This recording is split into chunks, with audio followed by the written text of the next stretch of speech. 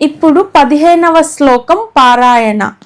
లక్షరోమలతాదారతాసమున్నేయ మధ్యమా లక్షరోమలతాదారతాసమున్నేయ మధ్యమా స్తనభారదలన్మధ్య పట్టబంధవళిత్రయా స్తనభారదలన్మధ్య పట్టబంధవళిత్రయా.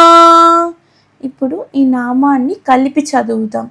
ఈ నామాన్ని కలిపి చదివే ముందర ఈ 15వ శ్లోకంలో లక్షరోమలతాదారతాసమున్నేయ మధ్యమా అనే నామాన్ని తాస అని పలికే బదులు చాలా మంది దాస అని పలకడానికి ఆస్కారం ఉంది.